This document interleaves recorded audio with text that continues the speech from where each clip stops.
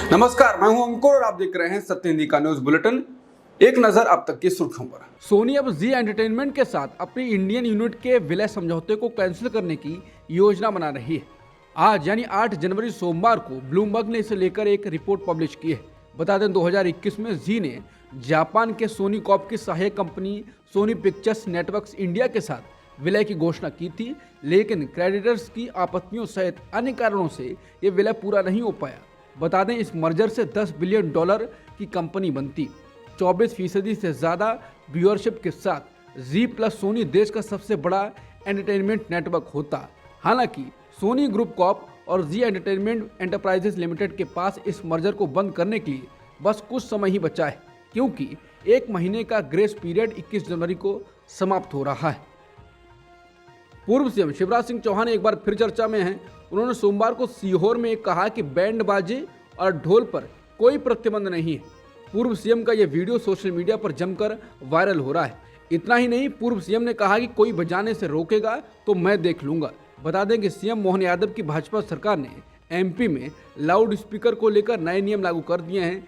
आदेशों के अनुरूप ही प्रशासन ब्याह शादियों में बैंड बाजे बजाने पर रोक भी लगा रहा है। ऐसे में जब पूर्व सीएम सीहोर के दौरे पर थे, तब कुछ बैंड बाजा संचालकों ने पूर्व सीएम को इससे जुड़ा एक ज्ञापन सौंपा। इस पर उन्होंने प्रतिक्रिया देते हुए कहा था कि आप बैंड ताशे बजाओ, कोई रोकेगा तो मैं देख लूंगा। इसके बाद इसी वीडियो को ट्वीट कर कांग्रेस नेता पीयूष बबेले ने कहा है कि लगता है शिवराज जी ने बगावत का ढोल बजा दिया है।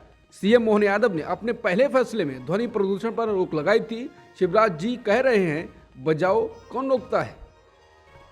मध्य प्रदेश के पूर्व मुख्यमंत्री शिवराज सिंह चौहान का एक और वीडियो वायरल हो रहा है। वीडियो में वो कह रहे हैं कि राजनीति में कई लोग ऐसे होते हैं जो रंग देखते हैं। मुख्यमंत्री हैं तो भाई साहब आपके चरण तो कमल के समान हैं, चरण कमल हो जाते हैं। बाद में मुख्यमंत्री नहीं रहे तो होर्डिंग से फोटो ऐसे गायब होते हैं जैसे गधे के सिर से सींग। यही वीडियो शिवराज का सोशल मीडिया पर वायरल हो रहा है। शिवराज के आज कई वीडियो वायरल हो रहे हैं, जिनको देखकर लोग कह रहे हैं कि क्या शिवराज सिंह चौहान बगावत कर रहे हैं। इस सबके बीच सीएम मोहन यादव उनसे मिलने पहुंच गए। दोनों के बीच चर्चा हुई और पूर्व सीएम ने इसे सौजन्य भेंट बताया। सीएम मोहन यादव पूर्व सीएम शिवराज सिंह चौहान से मिलने उनके नए पते मामा के घर पर गए। इस दौरान दोनों नेताओं के बीच काफी देर तक बातचीत हुई, जिसके बाद शिवराज सिंह चौहान ने सीएम मोहन यादव से मुलाकात के बाद कहा कि राज्य में बीजेपी की सरकार है और ये सरकार राज्य को तेजी से आगे बढ़ाने का काम करेगी। दिल्ली हाईकोर्ट ने आप नेता संजय सिंह की जमानत याचिका पर ईडी से जवाब मांगा है। सांसद संजय सिंह ने निचली अदालत के फैसले के खिलाफ हाईकोर्ट में अपील की थी। उन्होंने हाईकोर्ट से निचली अदालत के फैसले को रद्द करने की मांग की है। लोअर कोर्ट ने इस मामले में कहा था कि आप सांसद के खिलाफ मामला वास्तविक है। कोर्ट अब इस मामले में 29 जनवरी को सुनवाई करेगा। भारत और मालदीव के बीच शुरू हुआ विवाद थमने का नाम नहीं ले रहा है। पहले तो भारत के लोगों की ओर से मालदीव का बहिष्कार किया जाने लगा और अब इजराइल ने भी इस मामले में एंट्री मार दी है। भारत में इजरायली दूतावास ने लक्षद्वीप की कुछ तस्वीरें और वीडियो अपने सोशल मीडिया साइट पर साझा की हैं। भारत के दोस्त इजराइल ने भी मालदीव को आईना दिखाते हुए लक्षद्वीप की प्राकृतिक खूबसूरती की जमकर सराहना की है। साथ ही उसने लक्षद्वीप को लेकर एक बड़ा ऐलान भी कर दिया है। इजराइल ने कहा है कि वो इस केंद्र शासित प्रदेश में कल से समुद्री पानी को साफ करने के प्रोजेक्ट पर काम शुरू कर देगा। साथ ही लिखा है ये तस्वीरें उन लोगों के लिए हैं जो अभी तक लक्षद्वीप की सुंदरता को नहीं देख पाए हैं। इन तस्वीरों में इस द्वीप के मनमोहक और आकर्षक दृश्यों को देखा जा सकता है। मालदीव सरकार ने अब भारत को लेकर नरम रुख अपनाया है। मालदीव सरकार ने भारत के उच्चायुक्त मोनू महावर को बताया है कि पीएम मोदी पर मंत्रियों के द्वारा की गई टिप्पणियां उनके विचारों का प्रतिनिधित्व नहीं करती हैं। बता दें इससे पहले कहा गया था कि मालदीव सरकार ने मोदी के खिलाफ अपमानजनक टिप्पणी करने वाले मंत्रियों को निलंबित कर दिया है। भारत से मालदीव को पंगा भारी पड़ रहा है। उसके नेताओं की भारत को लेकर की गई आपत्तिजनक टिप्पणी के बाद लोगों ने मालदीव का बॉयकॉट करना शुरू कर दिया है। हजारों की संख्या में होटल बुकिंग और फ्लाइट टिकट कैंसिल करने की बात सामने आ रही है। सोशल मीडिया पोस्ट में दावा किया जा रहा है कि हजारों की संख्या में होटल बुकिंग और फ्लाइट टिकट कैंसिल किए जा रहे हैं। अलग अलग पोस्ट में कहा जा रहा है कि भारतीयों ने मालदीव में 8000 से ज्यादा होटल बुकिंग और 2500 से ज्यादा फ्लाइट टिकट कैंसिल कर दिए हैं। हालांकि इन आंकड़ों की आधिकारिक पुष्टि नहीं हो सकी है। सत्य हिंदी भी इसकी पुष्टि नहीं कर सकता है। हालांकि सोशल मीडिया पर कई लोगों ने अपनी बुकिंग रद्द की गई स्क्रीनशॉट साझा किए हैं। वहीं Indian association of tour operators का कहना है कि बाइकॉट की मांग का असर 20 से 25 दिनों में साफ तौर पर देखने को मिलेगा। एसोसिएशन के अध्यक्ष राजीव मेहरा ने कहा कि अचानक से मालदीव को लेकर पर्यटकों की तरफ से कोई पूछताछ नहीं की जा रही है। अचानक से इसमें गिरावट देखने को मिली है। जिन लोगों ने पेमेंट कर दिया है वो कैंसिल नहीं करवाने वाले हैं। हमें उम्मीद है कि लोग अब मालदीव के लिए ट्रिप बुक नहीं करेंगे। बता दें, मालदीव की अर्थव्यवस्था टूरिज्म पर निर्भर है और भारत उसका सबसे बड़ा उपभोक्ता है। पर्यटन मंत्रालय की ओर से जारी आंकड़ों के मुताबिक मालदीव आने वाले पर्यटकों में भारतीयों की संख्या सबसे ज्यादा होती है। भारत मालदीव विवाद के बीच मालदीव के राष्ट्रपति मोहम्मद मुइज्जू 5 दिवसीय राजकीय यात्रा पर चीन पहुंच गए हैं। वो यहां चीन के राष्ट्रपति शी जिनपिंग के साथ मुलाकात करेंगे। मुइज्जू के दौरे के दौरान दोनों देशों के बीच द्विपक्षीय संबंधों को मजबूत करने के लिए कई समझौतों पर हस्ताक्षर भी होंगे। अपने 5 दिवसीय दौरे के लिए सोमवार को चीन पहुंचे मुइज्जू का चीन के वरिष्ठ अधिकारियों ने स्वागत किया। बता दें, मुइज्जू के पहले मालदीव के राष्ट्रपति अपना कार्यभार संभालने के बाद पहला विदेशी दौरा भारत का करते थे। मुइज्जू ने यह परंपरा बदल दी है। उन्होंने पहले विदेशी दौरे के लिए तुर्की को चुना और अब वो चीन पहुंचे हैं। बता दें, मुइज्जू चीन के समर्थक माने जाते हैं। कांग्रेस नेता अधीर रंजन चौधरी ने भारत और मालदीव के बिगड़ते रिश्तों पर चिंता जाहिर की है। अधीर ने कहा, मालदीव के साथ भारत के रिश्ते खराब होते जा रहे हैं। आज तक मालदीव ने हमेशा चीन के आगे भारत को तवज्जो दी है, लेकिन अब वो चीन को वरीयता दे रहे हैं और ये हमारे लिए चिंताजनक विषय है। उन्होंने कहा, मालदीव के साथ हमारे दशकों पुराने रिश्ते में दरार पड़ने लगी है। आज से पहले मालदीव में जब भी कोई नया राष्ट्रपति चुना जाता रहा है, उनका पहला विदेशी दौरा भारत का ही होता था। ये पहली बार हो रहा है जब मालदीव के राष्ट्रपति भारत के बजाय चीन का दौरा कर रहे हैं और उधर चीन धीरे धीरे मालदीव में भी अपना पैर जमा रहा है। मालदीव के 3 मंत्रियों द्वारा प्रधानमंत्री मोदी के खिलाफ अपमानजनक टिप्पणी करने के बाद भारत ने मालदीव के दूत को सोमवार को तलब किया। मालदीव के एक सांसद ने लक्षद्वीप यात्रा के बाद पीएम मोदी की आलोचना की थी और अनुमान लगाया कि भारत केंद्र शासित प्रदेश को मालदीव के वैकल्पिक पर्यटन स्थल के रूप में पेश करने का प्रयास कर रहा है। मालदीव के 2 अन्य मंत्रियों ने भी लक्षद्वीप से पीएम मोदी की तस्वीरों के साथ अपमानजनक टिप्पणी साझा की। इन बयानों के बाद मालदीव पे भारी आक्रोश फैल गया और कई प्रमुख नेताओं ने देश के निकटतम पड़ोसी के खिलाफ टिप्पणियों की आलोचना कर दी। वहीं मालदीव के पूर्व राष्ट्रपति मोहम्मद नशीद ने टिप्पणियों को भयानक बताया और राष्ट्रपति मोहम्मद मुइज्जू की सरकार से इन टिप्पणियों से दूरी बनाने को कहा। हालांकि प्रधानमंत्री मोदी की लक्षद्वीप यात्रा का मजाक उड़ाने को लेकर उठे विवाद पर मालदीव सरकार ने बड़ा एक्शन लिया। मालदीव सरकार ने पीएम मोदी और भारत पर अपमानजनक टिप्पणी करने पर मंत्री मरियम शोना, मालशा और हसन जिहान को निलंबित कर दिया। राष्ट्रपति मोहम्मद मुइज्जू ने भी उनके बयानों को निजी बताया था। सुप्रीम कोर्ट से बिल्किस बानो को बड़ी राहत मिली है। सुप्रीम कोर्ट ने बिल्किस बानो के दोषियों पर गुजरात हाई कोर्ट के फैसले को रद्द कर दिया है। दरअसल 2002 के गुजरात दंगों के दौरान 11 दोषियों ने उनके साथ बलात्कार और उनके परिवार की हत्या की थी। सुप्रीम कोर्ट ने कहा कि गुजरात सरकार इन लोगों को रिहा करने में सक्षम नहीं है और ये निर्णय महाराष्ट्र सरकार पर निर्भर है। सुप्रीम कोर्ट ने कहा कि छूट आदेश वैध नहीं है। गुजरात सरकार ने 2002 में स्वतंत्रता दिवस पर एक कानून के आधार पर गैंगरेप और हत्या के दोषियों को रिहा कर दिया था। इन्हें रिहा करते वक्त सुप्रीम कोर्ट के फैसले का सहारा लिया गया था। इस पर विपक्ष, मानवाधिकार कार्यकर्ताओं और नागरिक समाज ने कड़ी निंदा की। आम लोगों में आक्रोश फैल गया। दोषी जब जेल से बाहर आए तो हीरो की तरह उनका स्वागत किया गया और उन्हें भाजपा सांसद और विधायक के साथ मंच साझा करते हुए देखा गया। दोषियों में से एक राधेश्याम शाह ने तो वकालत शुरू कर दी थी, जिसे सुप्रीम कोर्ट के ध्यान में लाया गया। बिल्किस बानो केस में सुप्रीम कोर्ट ने कहा कि हमारा मानना है कि इन दोषियों को आजादी से वंचित करना उचित है। एक बार उन्हें दोषी ठहराए जाने और जेल में डाल दिए जाने के बाद उन्होंने अपनी आजादी का अधिकार खो दिया है। साथ ही अगर वो दोबारा सजा में छूट चाहते हैं तो ये जरूरी है कि उन्हें जेल में रहना होगा। सुप्रीम कोर्ट ने सभी 11 दोषियों को 2 हफ्ते में सरेंडर करने के लिए कहा है। बिल्किस बानो पर सुप्रीम कोर्ट के फैसले के बाद कांग्रेस बीजेपी पर हमलावर है। कांग्रेस नेता अलका लांबा ने प्रेस कॉन्फ्रेंस की है। उन्होंने कहा कि जब देश के प्रधानमंत्री 15 अगस्त 2022 को लाल किले से आजादी के अमृत महोत्सव पर भाषण दे रहे थे तो उधर गुजरात में बिल्किस बानो के बलात्कारियों की रिहाई हो रही थी। पहले इन बलात्कारियों का स्वागत बीएचपी के दफ्तर में होता है और बाद में बीजेपी के सांसद और विधायक इनके साथ मंच साझा करते हैं। सुप्रीम कोर्ट के इस फैसले के बाद पीएम मोदी और बीजेपी के नेताओं को देश के करोड़ों बेटियों से माफी मांगनी चाहिए, क्योंकि बीजेपी आज बेनकाब हो चुकी है। कांग्रेस नेता अलका लांबा ने बिल्किस बानो के मामले को लेकर कई सवाल उठाए हैं। उन्होंने कहा कि बीजेपी सरकार ने पहले भी सत्ता, संख्या और ताकत के दम पर सुप्रीम कोर्ट के फैसलों को अध्यादेश से संसद में पलटने का काम किया है। सुप्रीम कोर्ट ने आदेश दिया है कि 2 हफ्तों के भीतर बिल्किस बानो के बलात्कारियों को जेल वापस भेज दिया जाए। ऐसे में क्या ये बलात्कारी वापस जेल जाएंगे या बीजेपी फिर सत्ता और संख्या के बल पर सुप्रीम कोर्ट का फैसला पलट देगी और हम इन बलात्कारियों को बाहर घूमते हुए देखेंगे? बिल्किस बानो के मामले में सुप्रीम कोर्ट के फैसले का तमाम राजनीतिक दलों ने स्वागत किया है। वहीं विपक्ष ने भाजपा पर निशाना साधा है। कांग्रेस नेता राहुल गांधी ने कहा कि चुनावी फायदे के लिए न्याय की हत्या की प्रवृत्ति लोकतांत्रिक व्यवस्था के लिए खतरनाक है। आज सुप्रीम कोर्ट के फैसले ने एक बार फिर देश को बता दिया कि अपराधियों का संरक्षक कौन है। बिल्किस बानो का अथक संघर्ष अहंकारी भाजपा सरकार के विरुद्ध न्याय की जीत का प्रतीक है। कांग्रेस नेता पवन खेड़ा ने कहा कि गुजरात सरकार द्वारा बिल्किस बानो के 11 बलात्कारियों की रिहाई को रद्द करने वाला सुप्रीम कोर्ट का फैसला महिलाओं के प्रति भाजपा की क्रूर उपेक्षा को उजागर करता है। ये उन लोगों के चेहरे पर तमाचा है जिन्होंने इन अपराधियों की अवैध रिहाई में मदद की, और उन लोगों के चेहरे पर भी तमाचा है जिन्होंने न्याय पर बुलडोजर चलाकर दोषियों को मालाएं पहनाई और उन्हें मिठाइयां खिलाई। भारत न्याय प्रशासन को पीड़ित या अपराध करने वाले के धर्म या जाति पर निर्भर नहीं होने देगा। बिल्किस बानो केस में सुप्रीम कोर्ट के फैसले के बाद प्रियंका गांधी ने भी प्रतिक्रिया दी है। उन्होंने कहा कि अंततः न्याय की जीत हुई है। सुप्रीम कोर्ट ने गुजरात दंगों के दौरान गैंगरेप की शिकार बिल्किस बानो के आरोपियों की रिहाई रद्द कर दी है। इस आदेश से भारतीय जनता पार्टी की महिला विरोधी नीतियों पर पड़ा हुआ पर्दा हट गया है।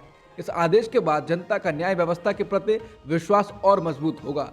बहादुरी के साथ अपनी लड़ाई को जारी रखने के लिए बिल्किस बानो को बधाई। शिवसेना यूपीटी सांसद प्रियंका चतुर्वेदी ने कहा है कि बिल्किस बानो के लिए सम्मान एक मजबूत महिला जिसने इंसाफ के लिए अपनी लड़ाई कभी नहीं छोड़ी। आप जैसी लोग और बढ़ें।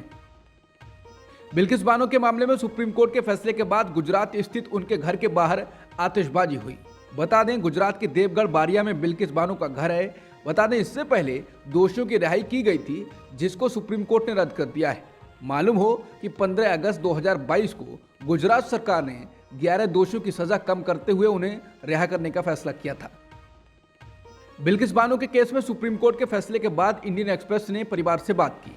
रिपोर्ट में कहा गया है कि परिवार के करीबी सूत्रों ने कहा कि बिल्किस को राहत तो मिली है, लेकिन जीत नहीं।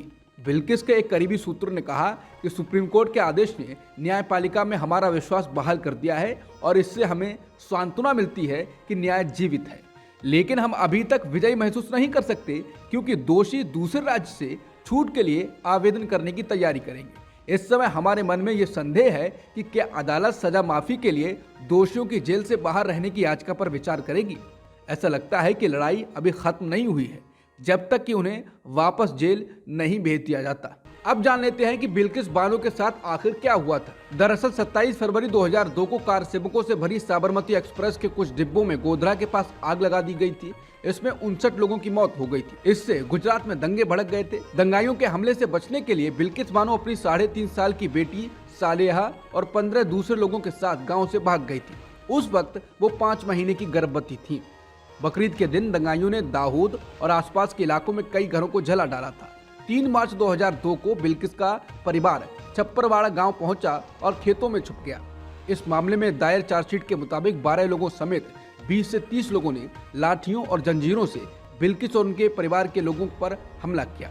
बिल्किस और 4 महिलाओं को पहले मारा गया और फिर उनके साथ रेप किया गया। इनमें बिल्किस की मां भी शामिल थी। इस हमले में रंदिकपुर के 17 मुसलमानों में से 7 मारे गए। ये सभी बिल्किस के परिवार के मेंबर थे। इनमें बिल्किस की बेटी भी शामिल थी। बिल्किस को गोधरा रिलीफ कैंप पहुंचाया गया। वहां से मेडिकल जांच के लिए अस्पताल ले जाया गया। राजस्थान में विधानसभा चुनाव जीतने के बाद लोकसभा चुनाव से पहले जाटों ने बड़ी चेतावनी दे दी है। जाट समाज ने ऐलान कर दिया है कि अगर उनकी मांग नहीं मानी गई तो वो अगले लोकसभा चुनाव में बीजेपी को वोट नहीं करेंगे। दरअसल भरतपुर और धौलपुर जिले के जाट केंद्र में ओबीसी में आरक्षण की मांग को लेकर संघर्षरत हैं।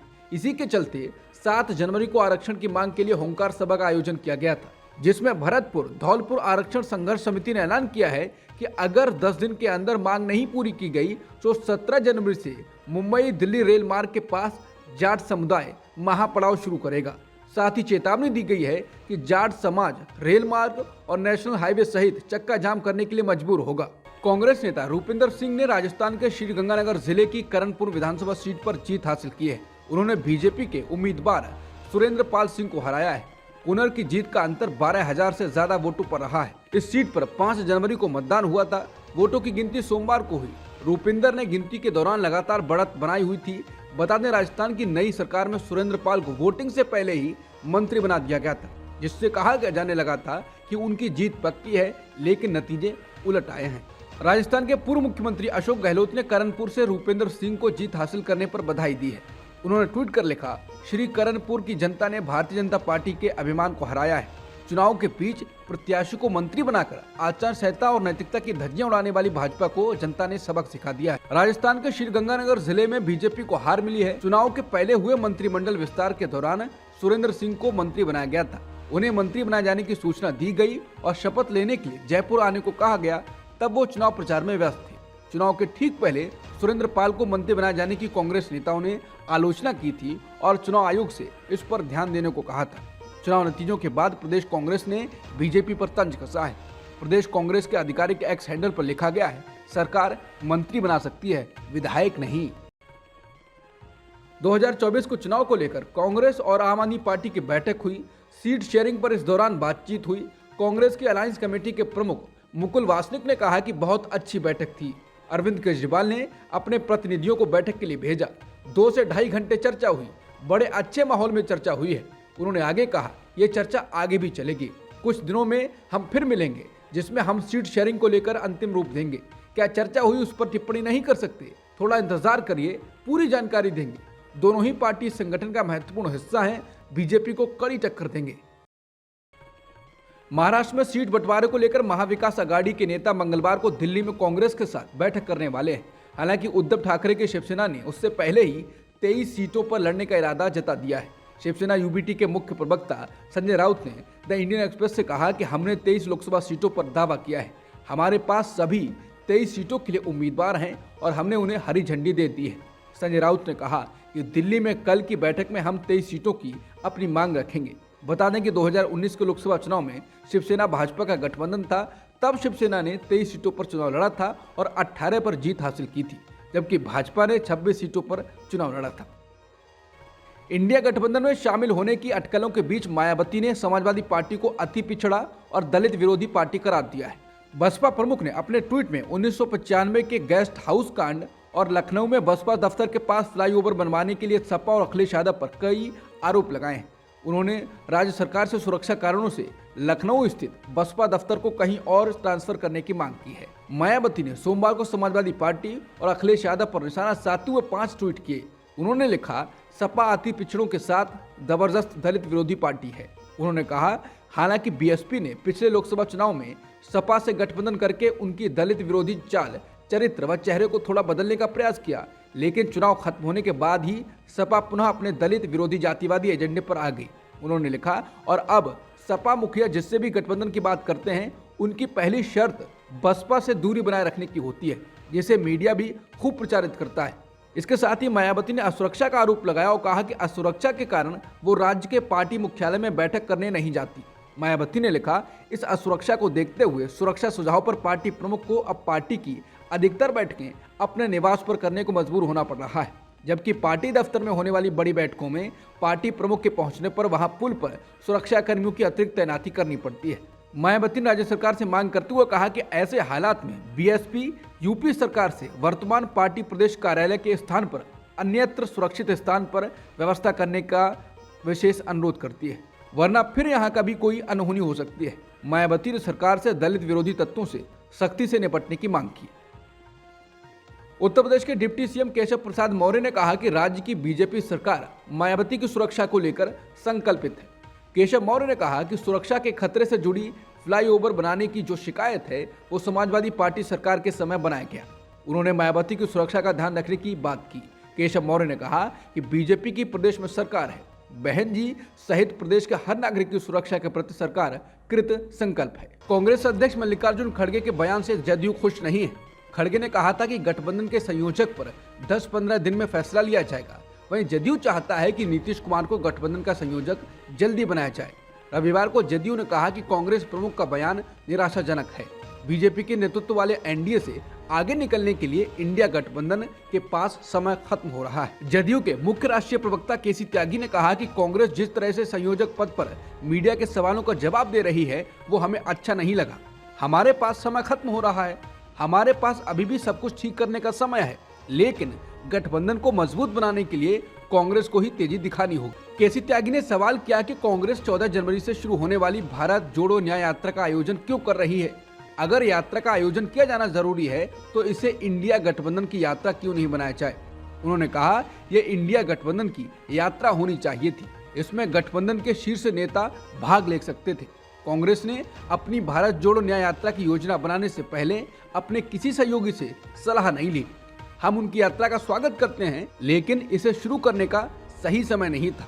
जदयू नेता ने कहा कि जिस तरह से सहयोगी अलग अलग दिशाओं में जा रहे हैं, ये चिंता का विषय है। कांग्रेस ने रविवार को जेडीयू और आरजेडी के साथ सीट बंटवारे पर बातचीत शुरू की। इस बातचीत का मकसद था बीजेपी से आगामी लोकसभा चुनाव में एकजुट होकर मुकाबला करने के लिए उचित और सम्मानजनक सीट एडजस्टमेंट हो, लेकिन मामला फिलहाल बनता नजर नहीं आ रहा है। यह बातचीत कांग्रेस के वरिष्ठ नेता मुकुल वासनिक के आवास पर हुई। नाम ना छपने की शर्त पर एआईसीसी के एक नेता ने मीडिया से कहा कि हमारी कमेटी पिछले चुनावों के आंकड़ों, पार्टी कार्यकर्ताओं की फीडबैक से लैस है और सीट बंटवारे की कवायद शुरू करने से पहले हर सीट पर मनन कर रही है। हम समझौता करने के लिए तैयार हैं, लेकिन इंडिया गठबंधन को बरकरार रखने के लिए सब कुछ बलिदान करने को तैयार नहीं है। सूत्रों ने बताया कि रविवार की बैठक में बिहार में कांग्रेस को 5 लोकसभा सीटों का ऑफर दिया गया, जबकि 2019 में भी समझौता हुआ था और कांग्रेस को 9 सीटें दी गई थी। तब कांग्रेस का आरजेडी और सीपीआईएम से समझौता हुआ था। कांग्रेस से 1 सीट जीती थी। जेडीयू तब एनडीए में था, उसने 17 सीटों पर चुनाव लड़ा था और 16 पर जीत हासिल की थी। किसी भी मौजूदा सीट को छोड़ना निश्चित रूप से किसी भी पार्टी के लिए एक चुनौतीपूर्ण बात है। हालांकि इस बार स्थिति अलग है और चुनौतियां भी अलग हैं। आम आदमी पार्टी की ओर से राज्यसभा चुनाव के लिए संजय सिंह और स्वाति मालीवाल समेत 3 नेताओं ने नामांकन किया है। बता दें, आम आदमी पार्टी सांसद संजय सिंह, सुशील कुमार गुप्ता और एनडी गुप्ता का कार्यकाल 27 जनवरी को खत्म हो रहा है। पार्टी ने संजय सिंह और एनडी गुप्ता को दोबारा उम्मीदवार बनाया है, जबकि सुशील कुमार गुप्ता की जगह स्वाति मालीवाल को उम्मीदवार बनाया गया है। लगातार चौथी बार रिकॉर्ड जीत हासिल करने के एक दिन बाद प्रधानमंत्री शेख हसीना ने भारत को लेकर प्रतिक्रिया दी है। उन्होंने कहा कि भारत बांग्लादेश का एक महान मित्र है और दोनों पड़ोसियों ने द्विपक्षीय रूप से कई समस्याओं का समाधान किया है। उन्होंने कहा कि उन्होंने 1971 में और 1975 में भी हमारा समर्थन किया था। उन्होंने मुझे, मेरी बहन और मेरे परिवार के अन्य मेंबर्स को आश्रय दिया था। पाकिस्तान की सुप्रीम कोर्ट ने चुनाव से पहले देश के पूर्व प्रधानमंत्री नवाज शरीफ को बड़ी राहत दी है। कोर्ट ने उस कानून को खत्म कर दिया है जिसके तहत दोषी पाए जाने वाले सांसदों को आजीवन चुनाव लड़ने पर प्रतिबंध लगाया गया था। संविधान के अनुच्छेद 62(1)(f) की व्याख्या करते हुए कोर्ट ने अपने फैसले में आजीवन अयोग्यता के प्रावधान को खत्म करने का फैसला किया।